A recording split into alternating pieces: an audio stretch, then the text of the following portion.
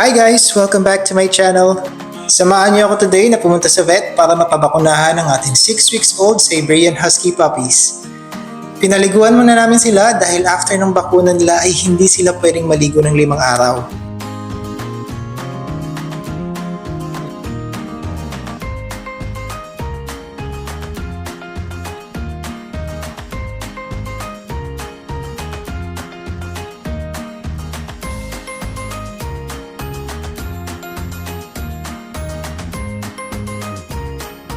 Pagdating namin sa vet, nag-register muna kami dahil ito ang unang record nila dito.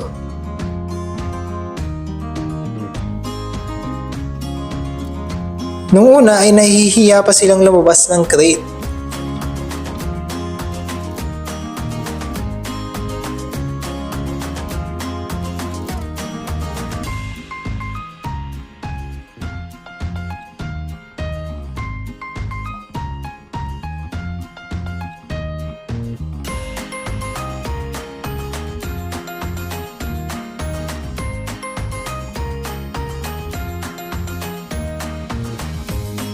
Pero di nagtagal ay isa-isa rin silang lumapit sa staff.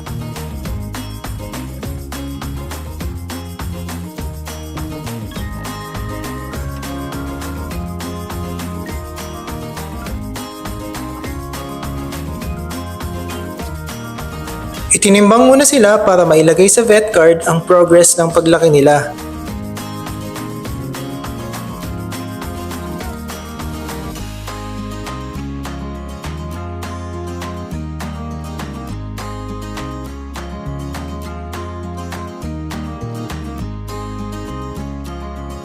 Wala pa nga pala silang mga pangalan guys. Madalas kasi gusto ko munang makita ang ugali at itsura nila bago ko sila bigyan ng pangalan.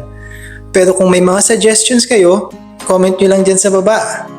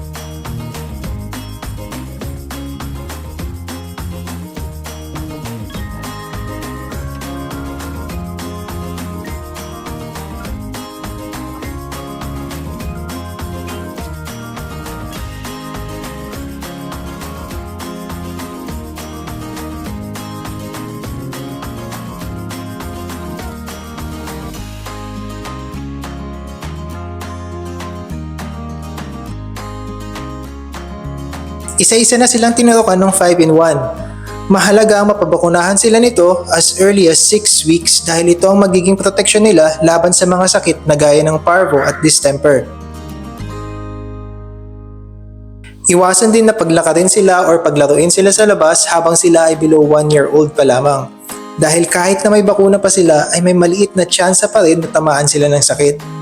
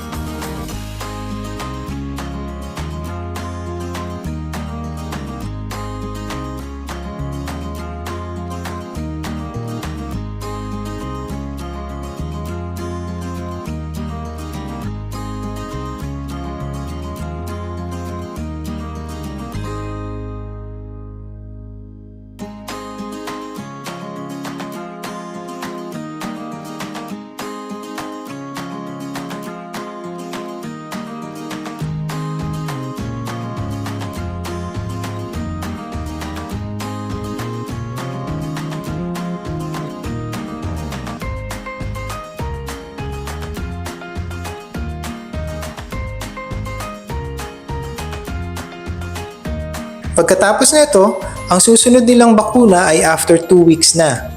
Laging tandaan, ang regular na pagbisita sa vet ay malaking tulong upang mapanatiling maayos ang kalusugan ng ating mga alaga.